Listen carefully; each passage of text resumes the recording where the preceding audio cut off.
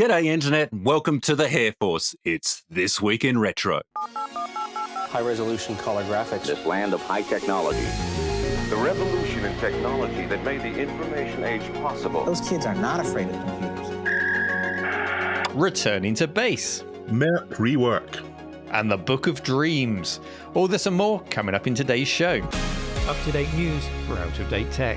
Hello chaps, we've got a full house today. Yes, the whole Hair Force is here, including Chris, Dave, and our special guest this week. It's Jason, aka Mr. Lurch, a real Australian. Thank you for joining us, Jason. Not a problem. Need to kind of keep the real Aussiness going as opposed to the fake ones. I don't know what you're talking about. Keeping it real down under. How's your week been, Jason? Tell us what you've been up to this week. This week has been recovering a lot from the show that we did. You might have seen it on Twitter. We That was awesome. we held a big vintage computer expo here in Canberra, and that was a lot of work. So it's taken me a little while to recover and slowly get all my machines back home again. But other than that, I've been trying to chill this week, just trying to chill. Trying to relax. Okay. Well, if you don't know who Jason is and you're listening today, his channel's called Mr. Lurch's Things over on YouTube. And his latest videos, you can see, I think you did some extra behind the scenes footage of the computer show as well as your main video on it, didn't you? Yeah. Yep. And you can also find lots of awesome history deep dives, restorations. If you like The Cave, you'll love Jason's channel. So you'll find a link in the show notes. Go and give him a subscription over there and enjoy what he does. This week, I've been working on a restoration, and it's an unusual one for me because it's going to be a video in which I try to restore something and fail miserably.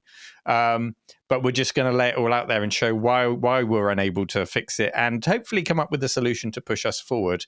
But it's a really interesting one, and it's probably the filthiest system that's ever come into the cave. It is covered in bird poo. I can relate. They're not all successes. They're not all successes. No, they're not all successes. So it's good to show one of these once in a while. I vaguely remember a TRS-80 Model 1 that was gathering dust at the back of the shelf somewhere. Oh, it's still there, is it? Dave, let's come to you. What have you been up to this week? This week, I have been still playing Knights of the Old Republic. I've been sucked into that. Can't stop myself. Every spare minute I get, which hasn't been a lot, I've been playing that. Sometimes I feel like a passenger in my own head. Whatever I want to do, that's what I have to do, and I don't have any choice about it. Wow, nothing wrong with that. And Chris is an unexpected addition this week because we were expecting him to be stuck in meetings today.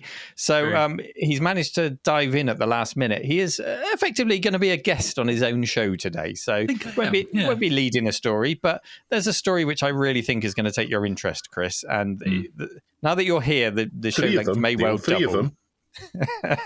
Well, three, but there's one in particular. Yeah, Jason, did you have something to say there? You had your hand up. No, it's just waving along excitedly. Step away from the camera. No, I was going to ask Dave. Knights of the Old Republic is like, you mean like the original game from back in the day, or? Yeah. Oh, okay, yeah, cool. Yeah. I really like what they did with it, and you can see when you play Mass Effect, you can see where Mass Effect has come from. Mass Effect, Knights of the Old Republic is their kind of first attempt at doing Mass Effect within the Star Wars universe. It's really good. Cool.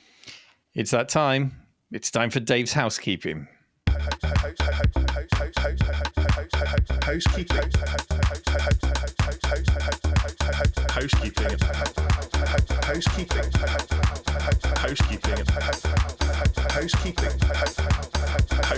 It's your favourite part of the show. Is there any housekeeping to be had? We've had a review. So thank you very much to... I can't read it because it's so small, who did the review. So I really appreciate that. What they said was, I like this podcast.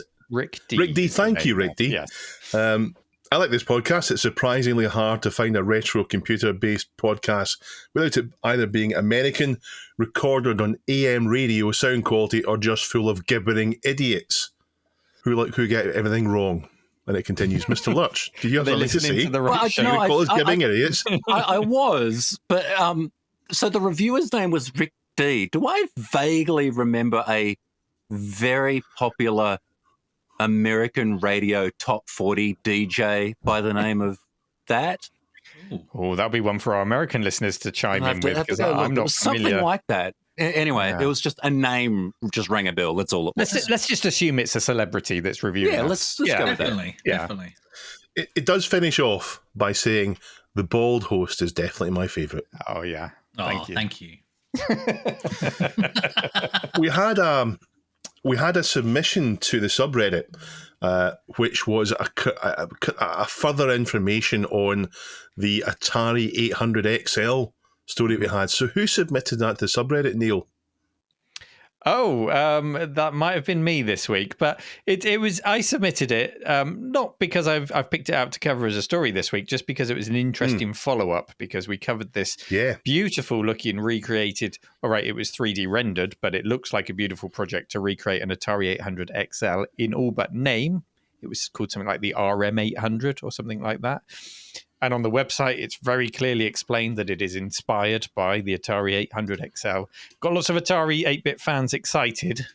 And then I'm going to say, unsurprisingly, a cease and desist letter appeared. It was shared on Twitter. Comes from Retro Games Limited, who are the people behind the A500 Mini. Dave, you put your hand up there.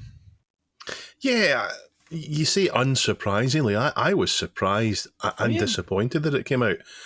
I would have thought when they said it's going to be on sale in 2024, I would have thought that the copyright and the permission to do it would be already sorted by now. So I'm surprised that they got. Yeah. So you made they got this far. And, what has Retro Games got to do with it? Do they have, like, they've done the mini, like the Commodore 64 and the have they just let the cat out of the bag that they're planning to do an Atari 8-bit mini? I don't necessarily know if they're going to do that, but it would appear that they own the rights to this system. So they're probably, they may be producing one. You know, we've got no information whatsoever to suggest that. They may just be protecting their assets, because if they let one get ridden roughshod over, then who's to say? You know, the Amiga won't be next or whatever. So, you know, from their point of view, I guess they've got to protect what they say they own.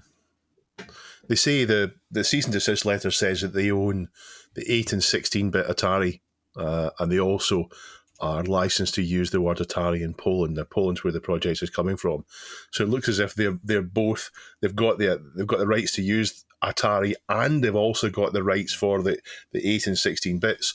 So when I initially saw this, I thought, oh, they've got permission. They've negotiated the rights from the wrong people, or they've negotiated rights from the wrong people, the right people, but these are the wrong people now saying that they own the rights, and it's going to be a little bit like the way it was with Amiga, where Cloanto and various other different organisations all claim to own different parts of it. But it now looks to me as if they haven't done that at all. And I was about to say, or they just haven't organised the rights with anyone. That's what which is really disappointing. If that's what they've done, if they've done this project and just naively thought they don't need to do that, then it's been presented in a very professional fashion. I think that's why we assumed perhaps that they had jumped through the right hoops to get permission. I'll just read the start of the letter for anyone who hasn't seen it. It's come from a solicitor's called Clinton's. Hang on, Neil. Is there copyright on the letter? You got to be careful with copyright these days. Sorry, carry on. I don't think you can't. I don't think you can.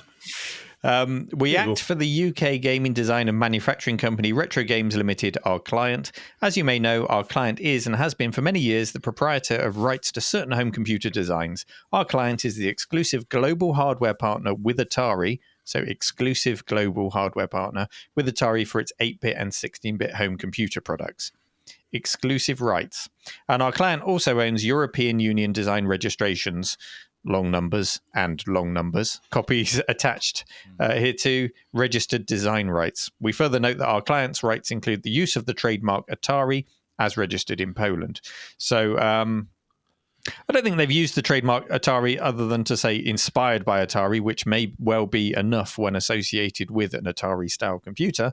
But you can't really avoid that exclusive rights to Atari's 8 and 16-bit home computer products. I don't think there's much wriggle room there, do you, Dave? No, however, it isn't necessarily the end of it.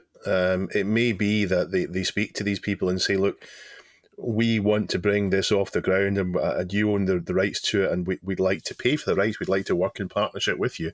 I know that they own the rights for, I think it was a C64, but they didn't make it. Someone else made it, I think, for them. So perhaps this is how it'll work. It'd be lovely if it came out, though. It'd be lovely if it came out. But I can certainly understand why the people that do legally own the rights wouldn't want someone else to make one. I mean, obviously they wouldn't, because there's potential for it. Millions of people had Atari 8-bits, and there's such a library for it. It's great. The surprise for me is that, is that this came from Retro Games Limited, not Atari. That was bizarre. And the other weird thing to contemplate here is obviously they didn't have the rights for the name Commodore or Amiga, which is why they had to release the A500 Mini called A500 Mini. No, the A500 Mini, they did have legal rights to the Amiga name. But it's not branded an Amiga. They literally didn't brand it an Amiga because they couldn't. They had rights to use the ROMs. No, yeah. I've had this discussion. Okay. When I was at Amiga Island. If you look at the back of the box, you'll see that they do have the right to use the name. For whatever reason, they chose not to, but it is all above board. Well, I'm gonna stick by the fact that I think they've let the cat out of the bag, and they've actually got a mini Atari 8-bit on its way. They may well do, but I don't. I'm going to live in blissful ignorance. They may well do, but I can't see it being produced to the standard that we were promised with this particular project, because the A500 Mini and the C64 Mini are very much built to a price point. A pie in a box. Yeah. Well, let's hope it still happens, because it's a beautiful looking machine. It'd be a great thing for people to have, particularly if you had the 8-bit Atari when you grew up. This would be great. So let's hope it still happens. Well, I guess the other option is they could maybe just rejig the project to get themselves out of trouble. That would be too easy. Then would it be what it needs to be? It needs to be recognisably an 800 XL to sell for people to want it, but it needs to be not recognisably an 800 XL to get past copyright. So it can't be both. Time will tell, but that was housekeeping. Basically turned into our first story of the show, but that was housekeeping. Thank you, Dave. Anything else for housekeeping? No. On to your story, Neil. Let's get pushed ahead. So from a story that I submitted to a story that somebody called 005 AGIMA submitted. I wonder who that could be. They contributed this story to the subreddit with the heading "Falcon comes back to Microprose." And it was nearly such a shame that you weren't here, Chris, to discuss it with me, but you are. So I hope everybody is settled in comfortably, because this could take a while. And for people who aren't flight sim fans, it's okay. Microprose is more than just flight sims, as we know. But of course, they've been making announcements in recent years as they rebuild their brand again for the current day.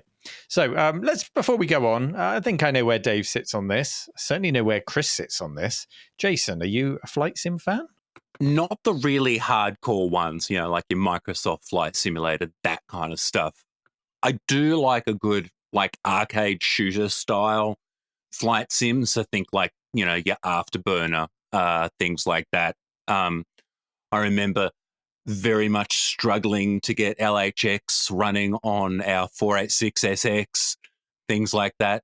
But yeah, that's kind of where I'm at when it comes to flight sims. Sure. So accessible flight sims. LHX Attack Chopper was an awesome game. The first time I played that was on a monochrome laptop, and the screen just updated so slowly. Everything was blurry. It was like night vision, just in daytime missions. But it had a frame rate that blew my Amiga out of the water, so it just felt really cool to play it. And you could fly with the Osprey, which was is it the Osprey with the twin propellers? I think it was the Osprey. Might have been something else. But it was it was a slideshow sim. I enjoyed it. Dave, I think I'm right in saying not so much a fan, unless it's in space. No, I do like a flight sim. I've played quite a few flight sims, but just not anything like as much as you and Chris have played. I'm not a flight sim aficionado, but aficionado. I don't know how to pronounce that word. I've seen it written so many times. I don't think I've ever aficionado. There we go. Yeah. Aficionado. I don't go fishing for flight sims, but I have played quite a few. I do like them, but I don't like the simulator part so much. I like more the combat and missions aspect of it. That's fair. Yeah. Chris, flight sims, have you played them? Nah, I don't know what you're talking about. I don't play games. I don't play flight sims. Yeah, love them. Love them to bits. Still do. Okay. Yeah. Well, you probably like this. You clearly like this announcement because you submitted it. So it relates to the whole flight sim series, for which he even wrote the title of the post on Reddit to perfectly slip into a podcast. He did. So it relates to the whole Falcon flight sim series, which they acquired the rights to sell everything now, from Falcon through to Falcon 4. Dave is holding up a copy of Falcon. Is that the mission pack on the right-hand side? Yes, that's Mission Pack 1. I haven't managed to get Mission Pack 2 yet, but there we go. Oh, look at that. Chris, it's like a exactly mirror. The same. Wow. It's like a mirror. But is yours for the Amiga or yours for the Atari ST? Guess. Yours is for the Atari ST, just like mine, because you went for the good version. For the BBC Micro. No, it's for the Amiga. The Amiga. Fair enough. So as well as... but go on, Dave. I'm going to drop a bomb on Neil this early. Oh! Mirrorsoft. Yes. Spectrum Holobyte. It's not Microprose. Oh, we'll come on to that. We'll come on to that. Yeah, we will. Okay. Well ahead of you. Yeah. Spoilers. Don't get us started. So we're talking about Microprose in the modern day. They've got the rights back for Falcon to Falcon 4. They've also declared their appreciation and support for something called BMS, the BMS mod, which is a huge community effort over the decades to keep Falcon 4 updated, improved, iron out all of those original bugs when it first came out in its original release, which was in 1998. So 25 years of Falcon 4. Is Microprose the home of Falcon, Dave? Well, technically no, as you've highlighted.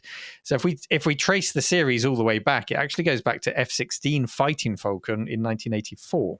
This was developed by Nexa Corporation, who would later merge to Spectrum Holobyte. And that particular game was published by ASCII Corporation for the MSX, which is probably why I've never played it. An interesting thing about this outing, this very first game, is that it used sprites in a 3D space to show the enemy MiGs on the screen in exactly the same way that Chris Roberts did with Wing Commander and also some of those LucasArts flight sims like Their Finest Hour and Battlehawks 1942. Isn't that also how Afterburner worked? Well, Afterburner was sprite scaling, so the world was all sprites, whereas this was a 3D world with sprites in 3D space, so that it reduced the processing power needed to show detailed planes. Yeah, I guess like Wolfenstein. Yeah. Oh, hang on, no, Wolfenstein was like 2.5D, wasn't it? It wasn't really 3D. Then in 1987, we got Falcon, the first Falcon for the Macintosh and the PC. This was developed by Sphere, and Rowan Software then ported it to the Amiga and ST in 88 and 89, published by Spectrum Holobyte, as Dave quite rightly pointed out, and also Mirrorsoft in the case of the Amiga and ST versions. If you've ever seen the US version of Falcon, it's a very different cover. Much more, I wouldn't say more serious looking, just different style. It's like a portrait instead of the landscape style boxes that you've got there. It's sort of purples and blacks. It's very different. So there's no sign of Microprose just yet. Then we got Falcon AT, also known as Falcon 2 in 88 for the PC, also published by Spectrum Holobyte. And now the game starts to build its reputation for accuracy and realism, sometimes too much realism, according to Compute Magazine, who joked, it seemed harder to fly than the real plane. Yeah, I don't think many of us are really in a position to directly compare what it's like to fly a Falcon to a video game, but that's what they thought. And it reviewed well anyway. It won numerous awards through that year. It now needs a minimum of a 286 to crunch all of the math. So Amiga and ST flight sim fans had to look elsewhere. Thank you, Dave, for an upgrade. We'll carry on through the series, but Jason, Dave, Chris, can you remember any one game in particular? So, for example, I couldn't play this on my Amiga. You needed a 286 PC. Was there any one game in particular that you lusted after but needed to upgrade your hardware to buy, or even change your whole platform before you could actually play it? The biggest one for me was when I moved from the ST on to the PC. I love my role-playing games, my strategy games, and it was clear when I had the ST in the early 90s that the best place to be was on the PC. Ultima 6 was the last role-playing game that I got on the ST, and it had the complicated setup that Neil reminded me about, that I'd forgotten all about, where you had to take the game disc that came and then create more expanded discs to use to play the game on, swapping the discs over. Ultima 7 didn't come out for the ST or the Amiga either, so I had to upgrade to a PC for it. And when I upgraded to the PC, it opened up the world of RPGs that just weren't there on the ST or in fact the Amiga. Ultima Underworld, all sorts of other strategy and role-playing games there. So that was the big upgrade for me. I don't remember upgrading afterwards to open the door for games. They were always playable. I was always in reach of them. They got better as I upgraded, but they were never really... My PCs were never so far behind. The games weren't playable. Right, so you were not on the cutting edge, but in the current generation at all times to be able to play things, except for maybe the occasional thing like in the case of flight sims, there was one called, it was Jane's something or other. Chris, help me out here. Jane's Addiction. Jane's something. We'll come back to that. But it required a Pentium. It had a huge amount of texture mapping and a high resolution, and it just chugged on my PC. I thought I had a good PC, but it chugged, so I had to wait. So that was a little bit out of reach for me. But yeah, Jason, any games come to mind for you? Well, actually, referring back to LHX, because I remember when we first got a copy of it, acquired it, I'm pretty sure we actually still had our 286 at the time. Now, if I remember correctly, the basic system recommendations for LHX was actually an XT. Like, yeah, good luck. But we tried to get it running on the 286, and that just wasn't going to happen. And then we upgraded to our 486 SX, and it was actually playable.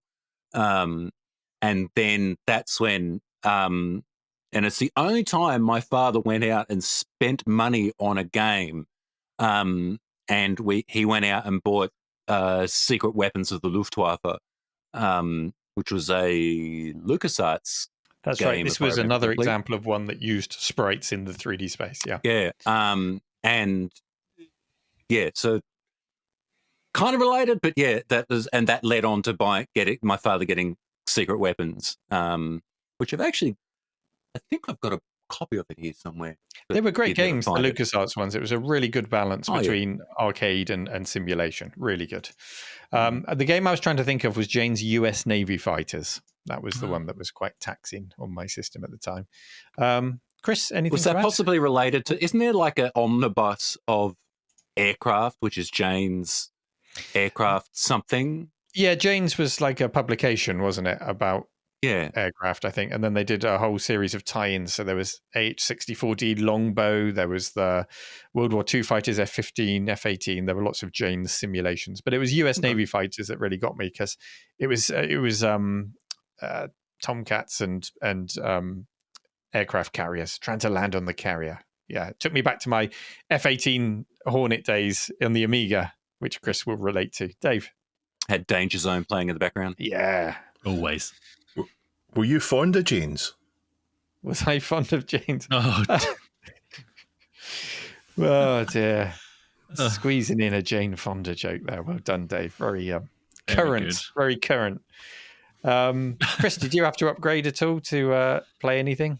All the time. And funnily enough, it's always around, well, at the time it was around the topic of flight sim. So going from the Spectrum to the Amiga, obviously there are only a few games that were across the two, like Carrier Command, for example, and seeing the graphics in the computer shop, the local independent computer shop, megabytes of what the Amiga could push out for flight sims, just had to have one and couldn't wait, to get flying in a nice, smooth flight simulator. But it's also the very genre that pushed me out of the Amiga towards the end of my time with it, because a different local computer shop, Whizbit, had basically told me that if I wanted to... Yeah, Whizbit. Was it Whizbit? Yeah, Whizbit. I'm sure it was Whizbit. But they suggested that to get things like F-15 Strike Eagle 2 running nice and smooth, that I should upgrade to an Amiga 2000. Now, I didn't know much about the big box Amigas at the time, but it was sort of, okay, there's that. How much does that cost? That's very expensive. Then started looking at, PCs. And that's what started my lust into PCs, was this promise of better, smoother flight sims. And it was mainly Microprose at the time that were across both platforms. And the irony is, once I jumped to PC, I think I got a hooky copy of one of the early flight sims that was, way old on my PC, even though it was a US386DX, was more than capable of that. Gunship 2000, as I recently played with again, is actually a bit disappointing on that level of PC, but I loved it at the time. I didn't know any better. And other than TFX, I really didn't touch flight sims. It's almost as if I'd flight simmed out by that point. So I'd upgraded, I'd changed, literally swapped platform for the want of better flight sims, and then stopped playing them. And I think Doom is partially to blame for that, first person shooters and never look back. Well, if you are under any illusion or any doubt as to how into his retro flight sims Chris is, if you watch one of his more recent videos on his 005 AGIMA YouTube channel, he times how long it takes to fly from, is it Alcatraz to the Golden Gate Bridge? Yes. And then compares it to modern day flight sims and real world statistics to see how accurate the Amiga is in its timing. That will have literally come out yesterday. Yeah, that will have literally come out yesterday. Oh, yes. On the edge of my seat watching that, Chris. Watching the 3 frames per second of the Amiga chug across to the Golden Gate Bridge. No, it's not that bad. It's better. That was a stock Amiga, wasn't it, that you filmed that? That was a revisiting of another video I did. But no spoilers. It's an update to no spoilers. A topic I'm very interested in, yeah. Well, we'll get back onto the Falcon series, and we come on to Falcon 3, which did not appear on the Amiga. And this is where we do see the Microprose name appear on the box in Europe. So Spectrum Holobyte continued to be the publisher in North America. Why? Well, because Spectrum Holobyte had bought Microprose in 1993 and then would transition into using the Microprose brand for future releases in the series. So it's still that transitional period. Falcon 3 took the realism up to another level again. It claimed to have flight dynamics from a real military sim, but to enable the high fidelity flight mode, you needed a maths co-processor to get the full brute force out of your machine. And as a minimum recommended spec, we're into 486 33 megahertz territory here. So that I did have, I had a 25 or a 33 486. And I remember, Falcon 3 did chug along a little bit for me. I had to turn the detail down. And the thing that struck me when I did see it in magazines in the earlier days was, as I still had my Amiga, I was flying around a solitary pyramid in Birds of Prey. That was the landscape, a flat plane and a pyramid. And then in Falcon 3, in the magazine, I could see valleys, I could see hills, I could see textured landscapes. It felt like it was right on the cutting edge of what home computers could be pushed to do, and I really did want it quite badly. The story continues when Hasbro bought Microprose in 1998, and this was just a few months before the heavily delayed Falcon 4 was released. And then moving forward again, the Microprose brand would be passed to Infogrames, who also owned the Atari brand name, I believe. And then they phased the Microprose. They are Atari now altogether. Yeah, so Microprose was kind of swallowed into Atari and then phased out. And Falcon 4 was something of a beast. It wasn't without its fair share of bugs, but over the years, this community helped to shape it into the game that it was meant to be, and then far beyond, to the point where a 25-year-old flight sim is entirely playable, good-looking, and enjoyable to play today using the power of a modern PC. It's fantastic how well it's evolved, which is, I guess, testament to the code base underneath it. Eventually, the Microprose brand would find its way into the ownership of a chap called David Leggetti in 2018. He teamed up with original co-founder Bill Steely, who was a pilot himself back in the days, on his Warbird series of flight sims. And then 2019, that's when we start to get the big news, and I started getting all excited about the revival of Microprose and all the promises they were making. Somewhere as well along that journey, the other Microprose co-founder, Sid Meier, he would get the rights to his Railroad Tycoon, Pirate Civilization, all back under his control from Atari. So that was Firaxis Games, is it? I think he worked for something like that. So that's probably why we will never see those names under this current Microprose brand unless they find a way to buy them all out again. But those are pretty hefty brands, aren't they? Civilization in particular, that's got to carry a certain value to it. So let's get back to the question of home. Technically, Falcon's home isn't really Microprose at all, but we associate the name so heavily with the game because it spent a significant portion of its life with the Microprose name on the box. It is a game with one of the oldest code bases in gaming history out there, up there with Microsoft Flight Sim in terms of its longevity. And it's remembered fondly both for its technical achievements, but also its accessibility. Yes, it was a difficult and realistic game, but you could tone down that difficulty and you could find it accessible in ways that I remember being, I don't know, maybe I just had more free time, but I remember it being more accessible than, for example, if you try and jump into a modern day flight sim like DCS World now, which is extremely difficult, even on the easiest settings, and requires a lot of dedication and time to really get the best out of it. I don't remember it being quite that difficult. Certainly wasn't an arcade game. So, guys, Microprose's heritage is far more than Falcon, but it's another name to add to the list for the revived brand, along with Carrier Command, which they did a sequel to, B-17 Bomber, which they announced, Microprose, Where Is My B-17? And new games that they've brought out with new names that follow the theme of Sims and strategy games. What do we make of the Microprose revival so far? Will we be revisiting Falcon? Dave, let's start with you. So, no surprise, but I'm a Microprose fan. That's why I've got the Microprose t-shirt on. But it's not the flight sims I'm there for. It's things like Civilization. Yep. Master of Orion. A 4X game. Just tell us about that. That's not one I've played, Masters of Orion. So Master of Orion is a 4X game. Explore, exploit, exterminate, expand. Civilization kind of in space, where you pick a civilization and you go through huge technological trees, advancements, designing ships, try and conquer places. Very much Civilization in space. So, and they also came out with some of my other favourite games: UFO, Enemy Unknown, kind of the XCOM games, Terror from the Deep, and another one people don't know quite so much is Master of Magic, which it's a bit like Heroes of Might and Magic, but it's actually a better game, I think.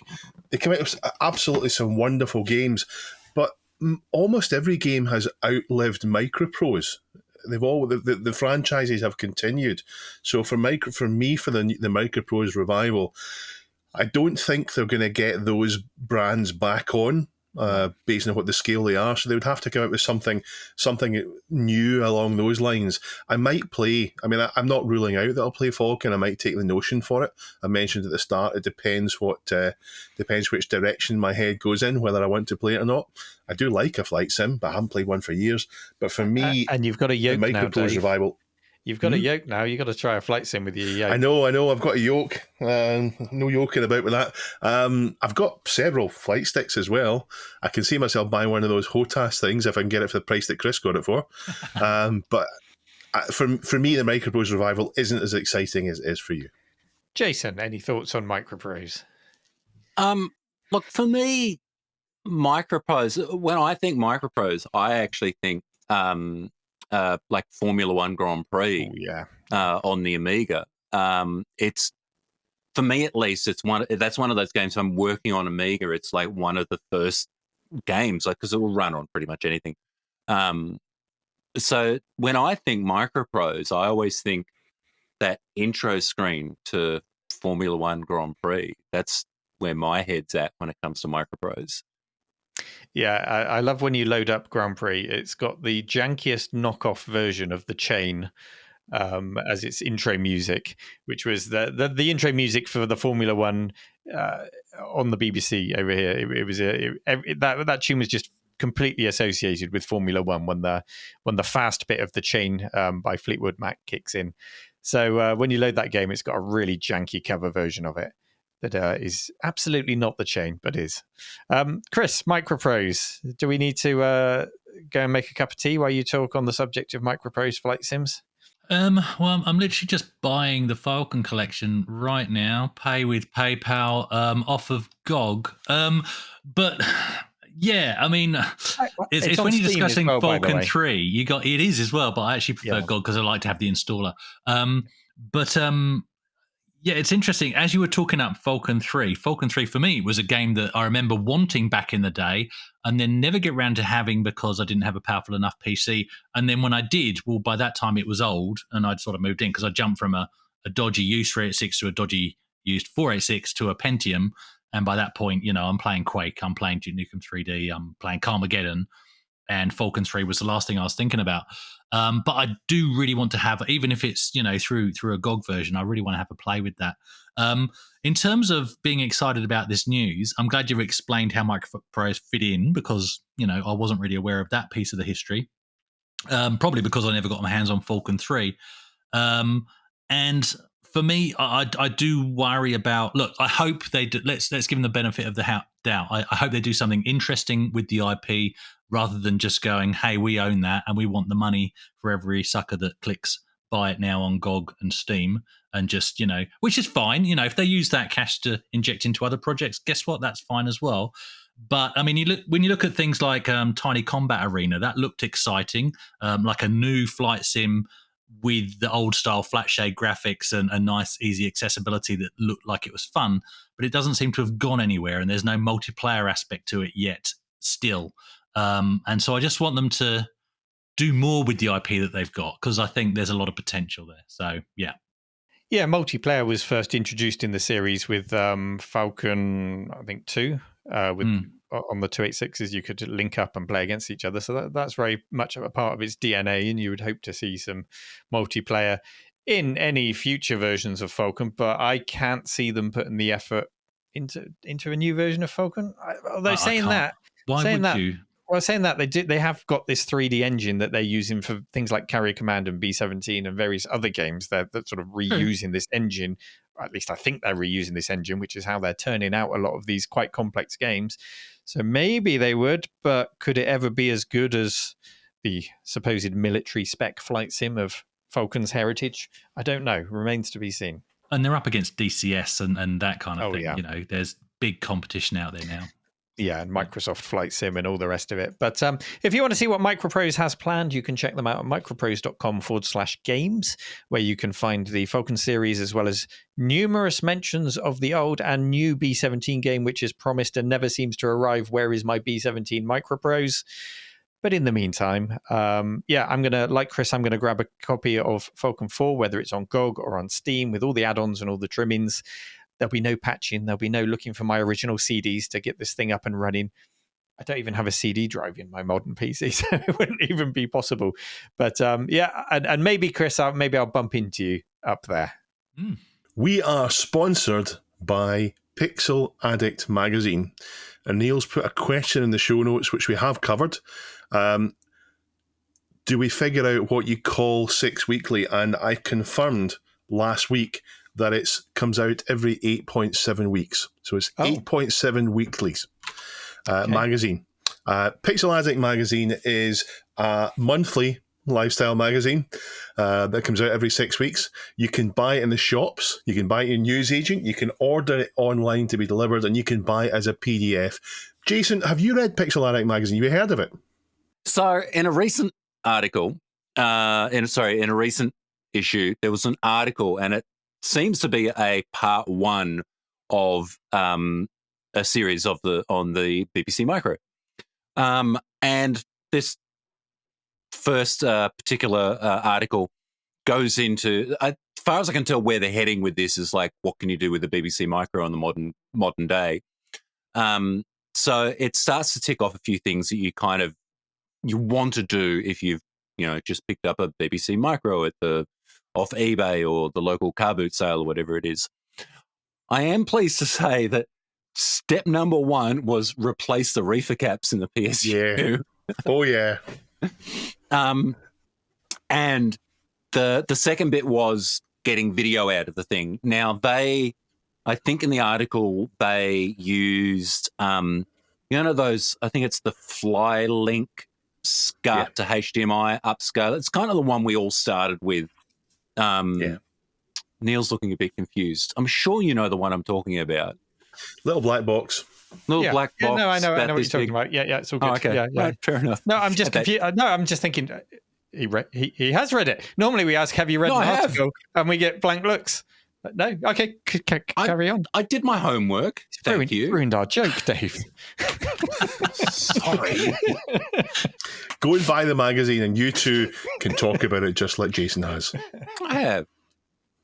Mine arrived, by the way. I went up to the newsagent. They forgot to ring me, and it was there waiting for me in a folder with my name on it, along with How the Meager old Addict. school is that? I was so pleased. You order a magazine, then you wait for the newsagent to ring you on the landline, I hope, and then you have to ride your bicycle up there to get it. I need to change my number to the landline number. Morse code. He gets a telegram. Yeah. Your magazine's arrived. We should probably throw in there. With it. Carry the pouch. Pixel.addict.media. We should probably throw that in there. Oh, yeah. Yeah. If you want to find Pixel.addict.media. out more about the magazine, subscribe, get digital copy, get physical copy, pixel.addict.media. Tell them we sent you. If you've listened to this show before, then you'll know that I love exploring new worlds. I'm in good company. I think we all like exploring worlds. Now, back in 1985, Paul Wokes created a game called Mercenary. In this game, you've crash-landed on Targ, a planet at war, and you have to try and escape while making money. It's all done in proper 3D, and it does have a bit of a flight sim feel to it. And there's a wonderful fan site, the Mercenary site, and I've taken this description from it because it's so well done. First known sightings of Mercenary begun in 1984, described as a demo of a basic flight simulator above a city made by Paul Wokes, with the idea of later allowing landing and walking around. Paul was demonstrating it for advice in Birmingham shops or the Bug Computer Club. To turn it into a game, he got help by Bruce Jordan, who designed objects and rooms. Gary Walton from the Bug Club designed most of the city buildings, and Peter Patchler designed a loading screen. As for many games, there are probably many other inputs which seem to have been credited with buildings' names. The first press previews describe a game where the player has to leave his colony craft to get some supplies from the planet, so that it seems the escape story was added later. It's a great game. It's a really early example of an open world game. I'm sure there will be ones that came before it, but it's one of the earliest ones that I know of. I didn't play Mercenary. It was Mercenary 2 called Damocles that I played my Atari ST. I loved exploring it, although it was a very empty game. There's not many people to interact with, so a little bit eerie. But the idea on that one was that you were exploring a planet called Eris, where a comet called Damocles was about to crash into it, and you had to come up with a way to save Eris from Damocles. There were various different solutions to it, not just blowing up the comet. You could change the orbits, you could do all sorts of things. So it was great in the terms of an open world game. And thanks to DJ Hoffman for his submission, we now know that there's a homebrew remake of Mercenary. Václav Havlek, I'm sure I pronounced that incorrectly, so my apologies there, has created one that runs on Windows, Linux, and Mac. It has enhanced graphics, and it's nice and smooth, so no more 2 or 3 frames per second, but it keeps all the aspects of the original game. I've had a quick look, and it's still got that wonderful text scrolling noise that all the games have as the text scrolls on. It's really iconic for that series of games. Now, Neil, are you a fan of Paul Wokes' games? And apart from his games, what's your favourite open world game? I am a fan of Paul Wokes and his games, and it was a very sad day when he passed on. He's no longer with us because his games were such a part of my childhood. Oddly, I didn't discover Mercenary until I had my Amiga, so I actually entered it in the 16-bit world, and then later found, this was very much an 8-bit game, and I could have been playing it on my Amstrad, but it just passed me by somehow. But it never felt like an 8-bit game on my Amiga. It just felt like a big open world to explore with a story that I never completed. I just kind of ambled around aimlessly, collecting objects, finding different vehicles, going from place to place. I think I must have had an original copy because I think I had a map with it, which really helped. So when I jumped into this new one, the first thing I looked for was the map. I don't know if there's a button in the game to make the map appear, but if there is, I couldn't find it. But yeah, it felt very authentic to the original.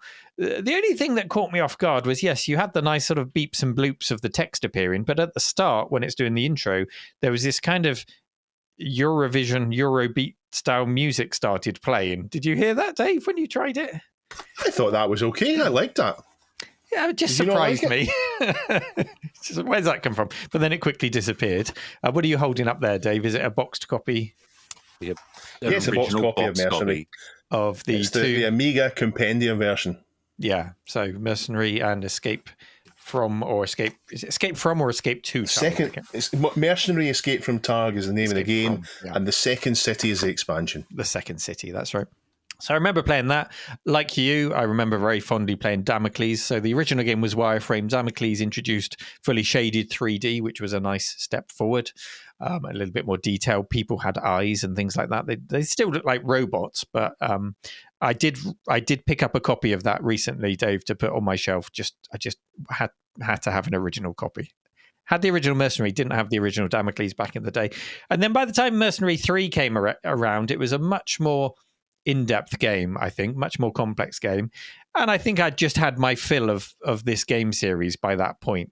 So I didn't get so much into Mercenary 3. And I was bitterly disappointed when we saw previews of a PC version with texture-mapped graphics. I think it was set to be published by Psygnosis. It looked really great. And then it was canned. So we never got to see what it could do on a up-to-date modern spec PC. But yeah, I did enjoy the open world aspect of it, and other games that I was playing at the same time, because I started playing it a little bit later, with things like Hunter, Midwinter, and of course Flight Sims are very much open world. Not so much sandbox, and I think it's when those sandbox and open world aspects come together that I get really hooked on these games, you know. I love games like The Incredible Machine, where you've got to solve little puzzles using the tools that are available to you, and there's no set way of doing it. If you can find a way to make that tennis ball bounce the way you need it to in an obscure and weird way, if it gets you to the end of the level, it works. And then when you combine that with an open world game like GTA, it's just the most fun gaming experience you can have. So I love open world. I love sandbox. Oddly, though, I never got into Minecraft, which combines those two. So I don't know why. But I do love those genres. And that the seed of that love probably started with Mercenary, for sure. I think it did. Open plan kind of that style of game is something I've actually always struggled with, mainly because every time I've tried to play one of these things, I drop in and I just kind of go, so what do I do now? Yeah, explore, get lost. But explore for the point of for what purpose kind of thing. It does for the purpose of forgetting real life. But I remember when like everyone got into the disease that is World of Warcraft, and they're like, come play, and so I went, all right, it's fine, yeah, all right, I'll sign up and create a character and stuff like that. And I dropped in, and they were off doing raids or whatever it's called, right? And I'm like, okay, so what do I do? It's like, oh, we're not going to help. Thanks. I didn't last long. But on this one particular, I went and Googled it. I did some research. And it turns out it actually started on the Atari 8-bit. So just to nicely circle round of where we started this podcast, started on the Atari 8-bit, and it got me thinking, there's another Atari 8-bit game that really kind of pushes the envelope of you kind of go, you can do that on an Rescue 8-bit? on Fractalus, yes, and the Eidolon, yes, LucasArts, yep. Or Lucasfilm Games, I think they might have been back then, but yeah, LucasArts. Jason, just very quickly, Adrian Black, if you're listening, on the Atari, not the Commodore 64. Thanks. Jason, does your experience of World of Warcraft say more about the game or more about your circle of friends at the time, do you think? I think it's I think it goes 50. I think that's a clear 50-50. I mean, look, I still know people who still play it. Like, side note, how long has that game been out for now? Does anybody actually know? Yeah. That's not the attack line to take on this show. Old games are good. Old games are fantastic. But no, how long? Well, we're talking about November 2004. Yeah, it's nearly 20 years old. Wow. Yeah. We'll be forced to discuss it as retro soon. Yes. Oh no! Yeah, next year's show. We're going to need to get younger presenters. Get your submissions in. Minecraft first appeared in 2009. So it's coming up in 5 years' time. It'll be retro. No, it won't. Yeah. Chris, have you played Mercenary or Damocles or anything like that? I have indeed, and in fact, Mercenary I did play to completion, but I didn't do the second city because it's actually a lot harder when you start off on the second city. But I got it as part of the 10-star games pack day one that I bought my Amiga 500 in terms of Mercenary, and even the 10-star games pack version has both the Escape from Targ and the second city. And I loaded it up a few times like you do when you end up with a bundle of games and you go, well, this is just a rubbish flight sim. Reboot the Amiga, play something else like Thundercats, and then instantly regret that. And it was one of those, it would have been one of those days when I'm just bored of everything in my collection. Right, what shall I revisit and actually try and get my head around? And Mercenary, once I understood it better, I just loved it. I just loved the interaction, and it became an obsession of, when I should be doing my maths homework, I'm using grid paper for nothing but drawing maps of the underground, because a lot of it is underground exploration, and just mapping out every single room where you have to pick up this, where you have to pick up that. And even just the opening, you crash down on the thing conveniently close to an airstrip, and you've got a choice. Do you pay some money for the upturned paper aeroplane that is sitting on the runway, or do you just steal it? And then if you steal it, you're instantly in combat. And even I can remember how I did the combat. I found actually if you just put this thing in reverse, you can be a lot more successful in terms of shooting the enemy ships and stuff like that. So yeah, I've played it, Dave. Yeah. This new version, I mean, I know we're running quite late today, but I think I'm just going to embrace that this is going to be a longer show. So I'm going to carry on chatting about this. This new version, I tried it this morning because I only saw the news this morning. So I tried it out. Visually, it's nice. It's high resolution, but authentic to the original. It does feel empty, as a lot of these remakes do when you go back to them. And that imagination gap that we've talked about in the past is missing. So what I think would really be nice about this, and maybe not with Jason's friends, but Jason can join us, is if they made this multiplayer and we could revisit the game as it's presented in this new version. But, Dave, Chris, Jason, and I just kind of wandering around exploring it and go, okay, let's complete this game once and for all. Even if we use a playthrough, let's do it together and let's enjoy that experience together. Nice big co-op. Yeah, I'd be up for that. Yeah. That'd be good. Yeah. Actually, just on a side note, I actually always preferred co-op games. Yeah. Yeah, no idea why. I like co-op games. I like co-op games. So you can now go right ahead in the show notes to the website and download and play it. It's free to download. There is a donate button, of course, but it's free to download. Go ahead and do it and let yourself get lost in this city. Right, I'll take the last story today because, as we said at the start, we weren't expecting Chris, but he's come along for the ride anyway. And this story was submitted by AMS CPC464. Thank you for sending this in. Great username. And it's titled, "The Hottest Toys in the 1980s Argos Catalogue Are Back." Now, the word toys may have made Jason sit up there because for those who can see the video, he is sat in front of an enormous toy collection. Just tell us a few of the things you've got behind us there, Jason. There's most of it is there we go. Oh, we've gone wide frame. Wide frame. Most of it is what you can see here is modern, but we do have some Transformers, Star Wars.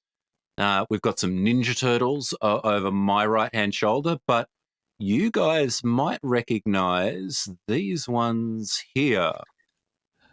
Let me zoom back in. Is that Action Man? Are we seeing on that shelf? Yep. Action Man. There he is. And Pac-Man. Yep. And a Pac-Man. There's that too. But yes, there's some original vintage Action Man up there as well. Nice. Because we got them here. Yeah. So that's one of your other obsessions then, as well as the retro computers, is the retro toys. And my other expensive obsession. And being an Aussie, a real one, do you know what I'm talking about when I talk about the Argos catalogue? I do, because I watch a lot of YouTube. Okay. And you guys keep talking about it. Okay. Well, it comes up It's special. semi-regularly, I should say. Yeah. As far as I can understand, it's did they do like a big yearly pre-Christmas like catalog? So That's Argos is a what we're high street store, but it's not a store that you would browse as normal. You would go in and you would just be presented with a row of catalogs, and you would go through the catalog. You'd take a slip and you would write with a pen the number of the item you wanted to buy from the catalog.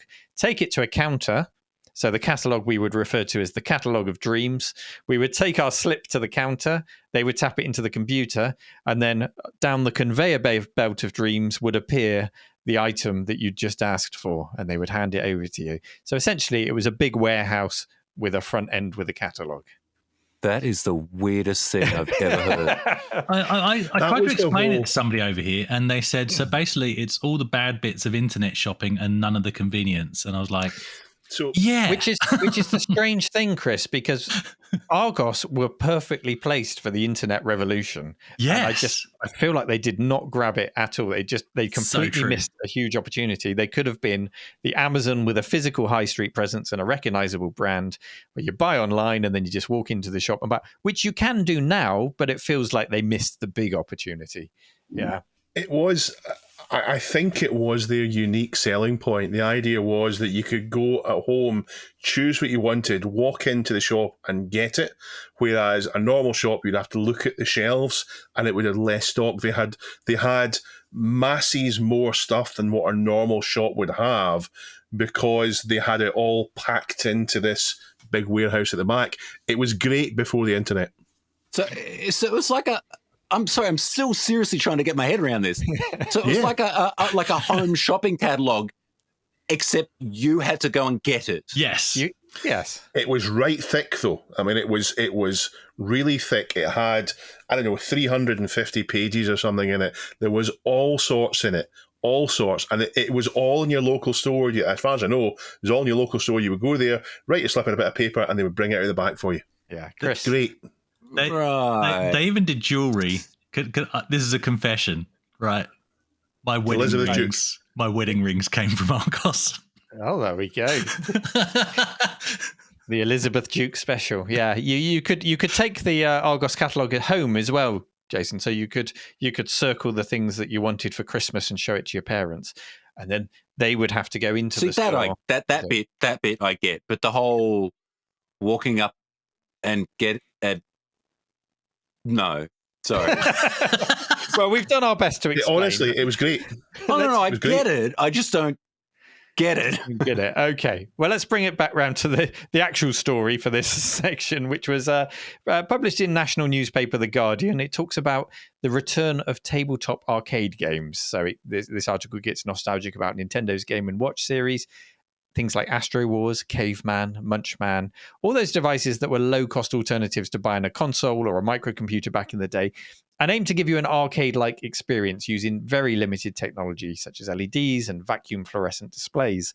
Sometimes successfully, sometimes absolutely dreadfully, offering both a sad gaming session and a clip around the ear from your mum for the incessant beeps that came with no volume control on most of these things. In the UK, we saw names like Grandstand, Tomy, Epoch, and Bandai. In the US, it was Coleco and Entex, and many more besides. And I know that there's a lot of fondness for these games by people. I know it only worked too well because we have a tabletop games section at the Cave, and people absolutely love them. They go all gooey-eyed. It's the first thing that they see when they come into the Cave. And I like seeing the reaction that people have to them. People either owned them or their friend would bring them into school on the last day of school where they would get to have a go on them. They would look at them in the Argos catalogue, which is why we were talking about that earlier, knowing full well that a Tiger Games Street Fighter 2 could in no way possibly be as good as a real arcade machine, but for some reason still wanting it. The key was that they were low cost and offered an approximation of the arcade experiences, which is where the Guardian article takes a bit of a twist because it begins to compare this experience with that of the new tabletop-sized games, but not really in the spirit of the originals. So let me give you an example. The Neo Geo Mini and the Sega Astro City Mini are quoted in this article. And an Astro City will set you back about £170 today. And the Neo Geo Mini, I'm not sure you can still get new, but you can certainly get it used for about £70 on eBay. So then they're not cheap alternatives to, for example, a Retro Pi, if you can get hold of a Pi. But I think we all know that full well and are buying as much into the aesthetics of the thing as anything else. And it's the fact that they have a screen built into them, into this tabletop form factor. And it's not just a system like an A500 Mini or a Pi that needs to be plugged into something else. It's the fact that it's an all-in-one tabletop thing that draws those comparisons with the far simpler tabletop games of old.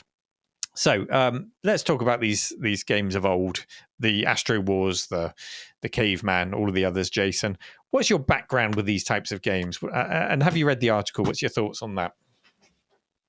I only had a quick glance at the article. I do remember the types of machines you are talking about. I remember Dick Smith and Tandy selling kind of semi-knockoffy kind of ones. My problem at the time was that we had a computer, we had a Sega Master System, and Sega. we the problem is I'd see these things, and Duncan, you're going to have to bleep this out. I kind of thought they were a bit. We all did. We all did. Yeah, they were just kind of garbage. I mean, and I didn't even like. I've got. Hang on a minute. So I've got. Here we go. Like these guys. Right? Okay, so Jason's. I got these as something cool to sit on the shelf. Playing the original ones of these was not a great experience, even like the proper Nintendo ones. And I know I'm going to get slaughtered for that from like all the Nintendo fanboys out there, but it just wasn't that good. Wow. Jason's telling it like it is. I mean, I think I think perhaps I was more full of hope and more impressionable at the time, because I would see these and I would know full well that the Outrun LCD game was going to be nothing like the Outrun arcade game. But I wanted it to be good. I wanted to try it. I wanted to see if it could just capture some of that excitement. But yeah, you are going to get some criticism for knocking the Nintendo Game & Watch, because I think across the spectrum of these types of games, I think those are actually probably the more playable and enjoyable ones. I'll grant that. Dave? I want to talk about the Argos catalogue. I loved the Argos catalogue. I really, really loved it. In fact, so much so that I wish that Amazon would pick an old Amazon catalogue up and get inspired by it to work out how to make their website function properly. A little bit of a rant from me here, but when you do a search on Amazon for something, it doesn't show up just the things that match your results. It shows up things that it thinks might match. So if you search for dimmable LED bulbs, it will show you non-dimmable bulbs, and there's no way that I can see to get it filtered out. Whereas with the Argos catalogue, it was nice and simple. It was great. If it wasn't the catalogue, then I didn't know about it. Neil? I was searching on Amazon just last week for some lighting that I needed, so lighting just by coincidence. And I would click on a few products and look at them and say, no, that's not for me. I'll go back and do another search. But every time I then searched for lighting, it would keep putting to the top the products I'd already clicked on to try and force me to buy them when I already had dismissed them. It's like, I don't want them. Show me new stuff. It's so frustrating. So frustrating, yeah. It's just Amazon going, no. You really want those ones. Yeah, it's murder. I don't know how to explain it any better to you, Jason, but over in the UK, it worked really well. We loved it. I also loved other things. Hang on, Jason. It was laminated. Ooh. Yeah, in the shop it was, yeah. In the UK, I also loved other things like the Citadel Miniatures catalogue, and also, you remember Special Reserve and the Home Computer Club, which were, I'm sure there'd be an Australian equivalent. You signed up to these and you got discounts on games, and with the Home Computer Club, you had to buy a game every 2 months. But I loved looking through the magazine, the kind of the catalogue for that as well. I really miss that these days, and I wish websites were more like catalogues now for shopping rather than what they are just now. But as a kid, I had the Grandstand Scramble, and it was great. It really was great. There were several modes in it. You went through the game. I played it loads, and eventually they had the difficulty just right and the gameplay just right, because eventually I managed to get HHH on the score, which means you roll it over.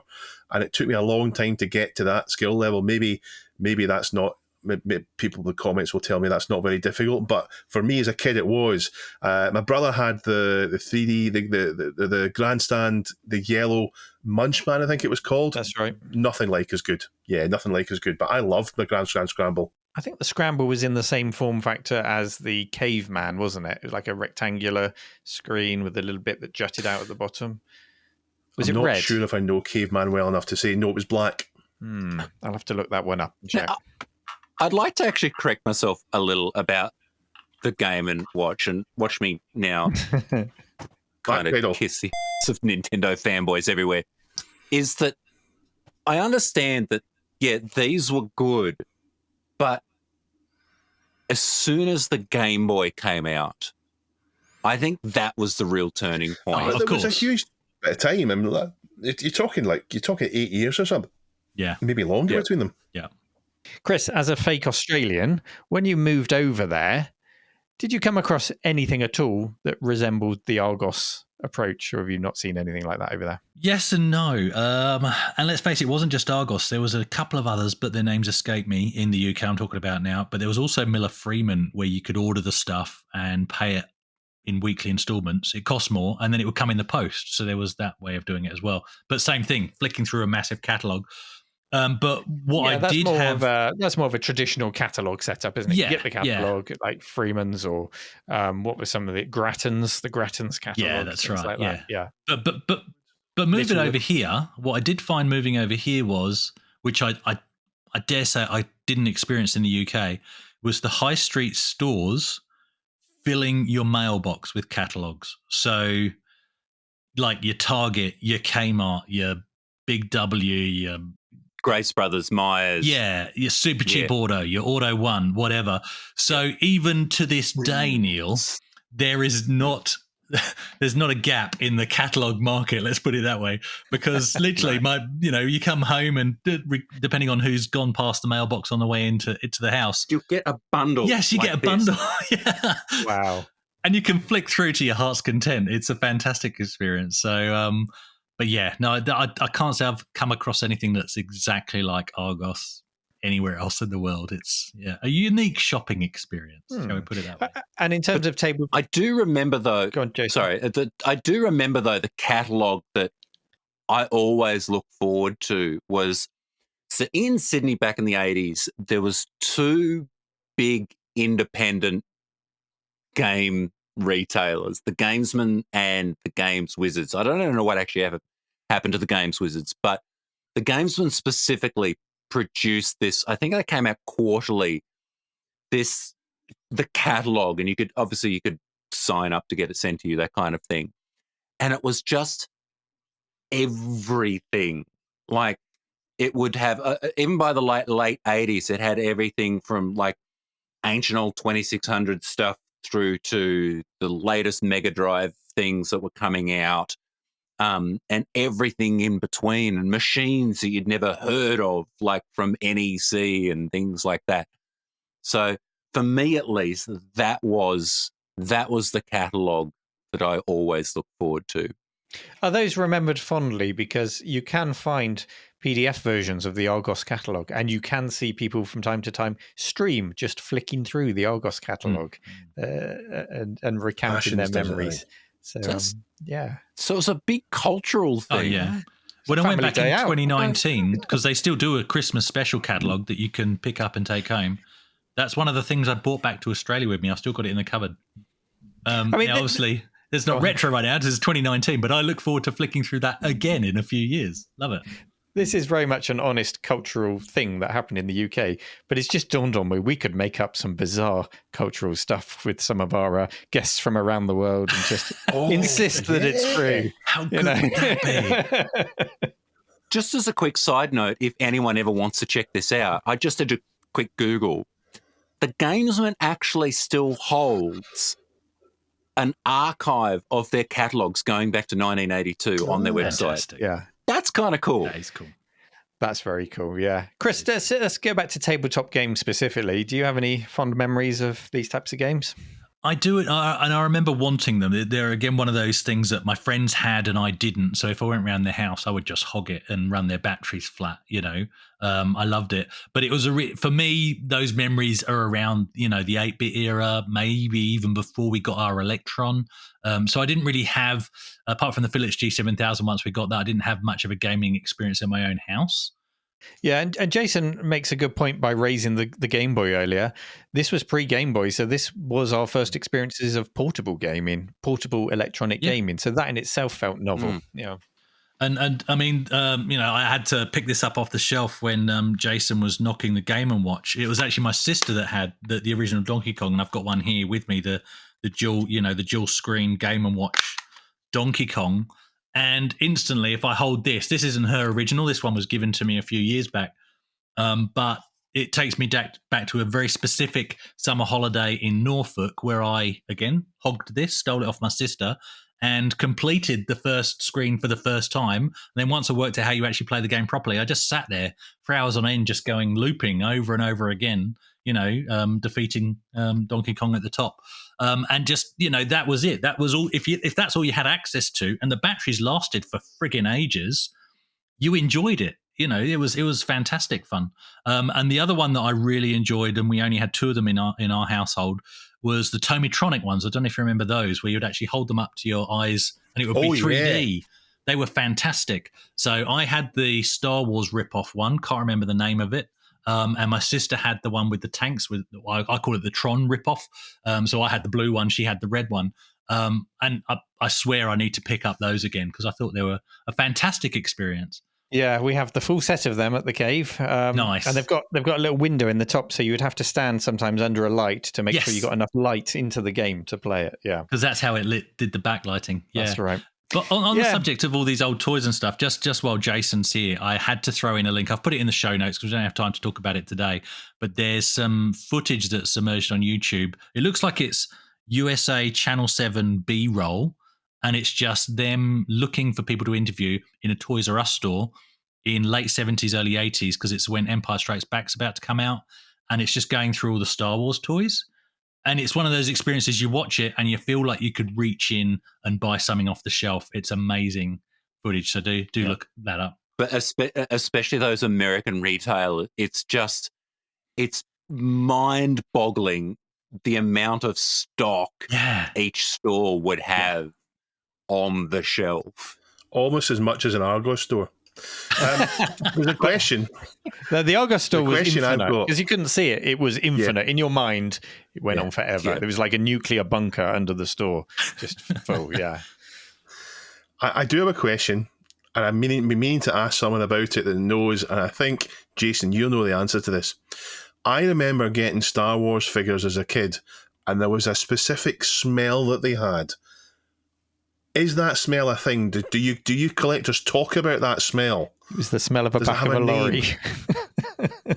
When Dave got his.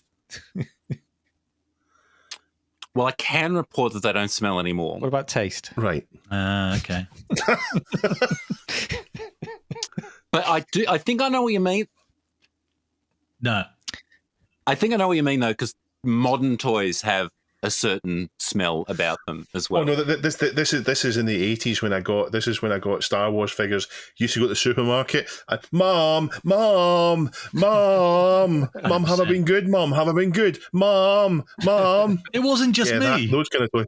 Yeah, obviously all I of used us to do that too, and it smelled like pain. Shut up, Jason. I know exactly what you're talking about, Dave, because if they moved the shop layout, I could sniff out the Star Wars toys. I'm not even joking. What is wrong with you? I could literally sniff out the Star Wars toys. There's a very specific smell to the plastic. It's 100% a pleasant smell. Know what you're talking about. Yeah. Okay, totally. So there's no connection between the smell of a big box game and the inky manuals and the smell of one of these toys back in the day for you, is there? No, this is a brand new plastic smell. Okay. Open that up and smell it. Would you like me to find? Oh, yes. Jason, no, don't open it. No, don't open it. This one's truly trashed. I probably could, but okay, I won't. Jason's just held up a. I thought you might know that. Someone will know that. Someone will add a comment explaining what the smell is. what the cause of it is, and that you can get it in a spray now on eBay. Yeah. Well, you'll notice we've talked about everything but the article, really, in this segment, because there's not a lot to pick apart from the article other than they are comparing modern things like the Mini Astro City and the Neo Geo Mini to a very different type of technology aimed, I think, at a very different market.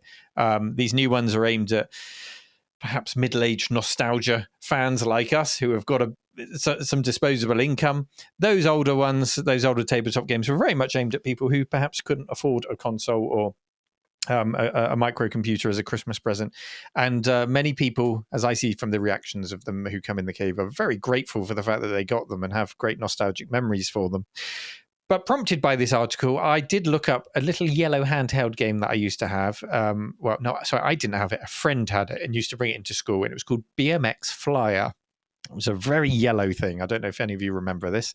Very much like the game Kickstarts, where you'd have the side view of a bicycle going along and a terrain would scroll along with various obstacles you had to jump over and whatnot. At the height of the BMX trend. Like Ninja Scooter Simulator, Dave, yeah. I also had my new BMX at the time, very much at the height of BMXing and going down to the BMX course down at my local park and things like that. So great memories of this, triggered lots of nostalgic memories looking at this.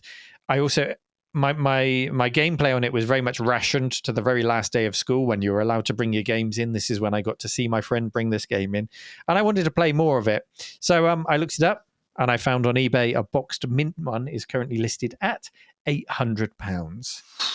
Yeah, there's also one for £400, £350. There's one for spares or repairs at £125. In fact, there's no shortage of them on eBay. There's lots of them, but they're all asking for crazy prices. So I don't quite know how there is the supply and the demand is somehow not met by all of those. So the prices are so high. I don't know, but people are trying to get those prices. Yeah, so I thought, okay, I will just relive the experience instead by picking up an Argos catalogue. 1985 Argos catalogue. You used to take them home for free from the store. There's one on eBay right now, listed with a starting bid of £79.95. Nostalgia ain't cheap. Time now for our community question of the week. And if you'd like to take part, head over to reddit.com/r/this week in retro, where you can see the current question of the week is pinned and you can answer. And you can also submit news stories that you might like us to consider to talk about in the show. And another link that I don't think we mentioned earlier, Dave, was if you want to support the show, you can head over to patreon.com or patreon.com, as Dave calls it, /this week in retro. And you can join our growing list of twirlers who help us to, I wouldn't say make the show possible because we do this out of love, but to support the show. And who knows where your support may take us next. We do appreciate it very much. Thank you. So last week's community question of the week, we talked about recreating some art from an early build of an art package which had no save function. This was the burger image, wasn't it? The pixelated burger image from the early days of the Amiga or the Amiga 1000. The only recorded images of it were photos taken of the screen because the software at the time had no save function. Now, we want to know if you've ever recreated anything that you made back in the day and perhaps lost, didn't manage to save, or maybe you only had a photo of. So, is there something that you made that you would like future generations to discover? Why not include some pictures and we can show them off? That was the question that was posed. So, Dave, do you want to go with the first answer, the top answer? Yeah. So it's from Ponder65, and he says, yes, with an exclamation mark. I wrote a port of the Spectrum game Cruising on Broadway for the VIC-20. Setup was in BASIC, but the game itself was in machine code, which I did the hard way, in bits and brackets, in paper, convert opcode to numbers to enter in data statements, and I didn't even understand the carrier flag, but it worked. A few years ago, I decided to redo this in full machine code on the C64, and he says this is a result, and he's got a link to his itch.io page on it. Cruising on Broadway says 100% free. I don't have an account that takes payment, and he's even put the source code there and linked to his own website for it. So we'll put that in the show notes. I haven't looked at it now. I haven't had a chance to look at it. It looks a fairly simple game. Is it a bit? Is that Quicks? Is it like that, or is it a? I can't tell if they're drawing the lines in the screenshot or following the racetrack. I'm not sure what's going on there. We'd have to play it to find out, I think. It's a mystery. You have to play it to find out. There you go. There we go. Our next answer came from Salem OK. Says, not sure if it qualifies, but during the lockdown, I learned more about AI, which led me to learn Python, which led me to discover the Pygame library and the idea of coding a remake of the Atari ST port of Super Sprint in Python. I don't know why they chose the Atari ST port specifically and not the arcade version to write in Python, but there we go. Obviously inspired by the ST, as we all are, Dave, inspired by the ST. They wanted to prove that they could still code and wanted to write a game and finish it off for once in their life. Being unwilling and unable to disassemble the original code, they studied the game frame by frame, ripped all the assets pixel by pixel, and found it to be an incredibly rewarding journey. With all the little details the original programmers had put in, like casting shadows on the cars, which I probably never noticed as a kid. So I'll just skim read now because it's quite a long answer, but they went through rebuilding all the logic, the physics, the gameplay, made it feel exactly like the original game, and then also went on to make some improvements like adding simultaneous 4-player gaming. I think the arcade was only 3. There were 3 steering wheels, weren't there? And then there was always an AI car to race against, because that's the way it would use up your credit. It would beat you and kick you out the game.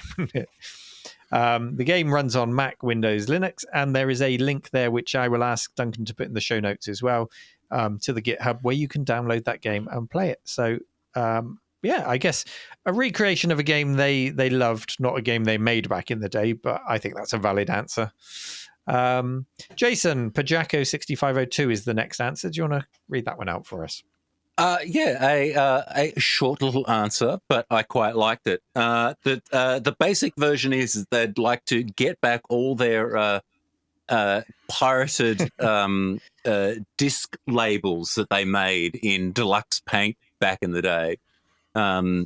Says they weren't masterpieces by a long stretch, but a bunch of my favorite games had hours of work done on them all. And I think that's kind of cool. I've actually been known to do label recreations and stuff myself for damaged labels or whatever it happens to be. So I know that's something Dave's done as well, but that's in the present day. I didn't go to all that effort back in the day. Back in the day, it was Bic Biro, scribble out the last name on the disc or slap another label over the top, or take a cover disc and stick a label over a cover disc and overwrite it. Yeah, yep. I was not precious about my labels. But, Pajako certainly was. And then finally... Actually, I was terrible with my labels, and I still am. And as there's 4 of us, Chris, do you want to read out a 4th answer from Starcade there? Oh, yeah, okay. Starcade 2084, pre-2000, back when mp3.com was a collective of musicians who could upload their music for others to stream, download, and buy via multimedia CDs. I briefly fancied myself as a musician, using Acid Pro to create music, using various loops.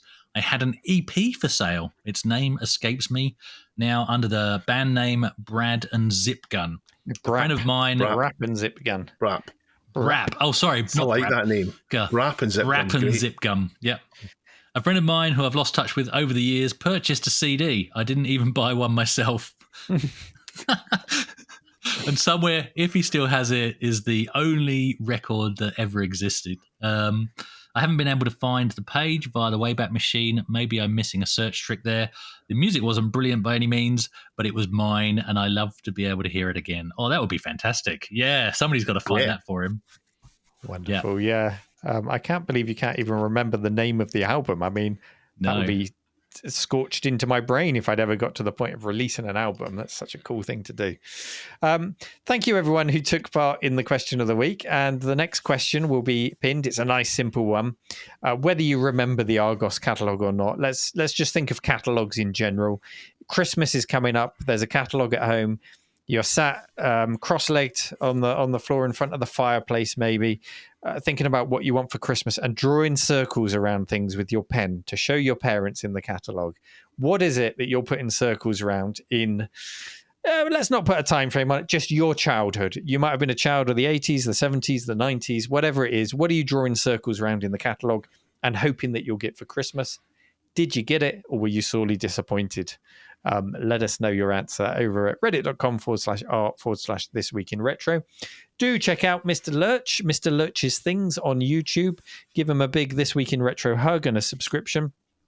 Is it all YouTube, or can we find you elsewhere, Mr. Lurch? You can find me on Twitter. I'm also on Facebook. And I occasionally remember to post things to Instagram. There you go. You can find him everywhere. Coming soon on TikTok, no doubt. Chris, we're glad you made it. Dave, nice to see you again. And I think we are away next week, aren't we? Is that right? Oh, you're right. Let me check the schedule. I think we may be away this week, which is another excuse for getting away with a double length show this week, a bumper episode. Yeah, so, yeah. There we go. Yeah, so we'll be back in 2 weeks' time. Yes. Take care, everyone, and lots of time to answer the question of the week. So we look forward to seeing you in there, and we'll see you next time. Take care. Bye-bye.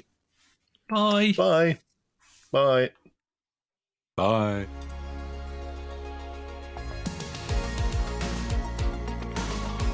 This Week in Retro was presented by Neil from RMC The Cave, Chris from 005 AGIMA, and Dave. It was produced by me, Duncan Styles. The podcast version of the show is available through your favourite podcaster, including Apple Podcasts and Spotify, and the video version is available on the This Week in Retro YouTube channel.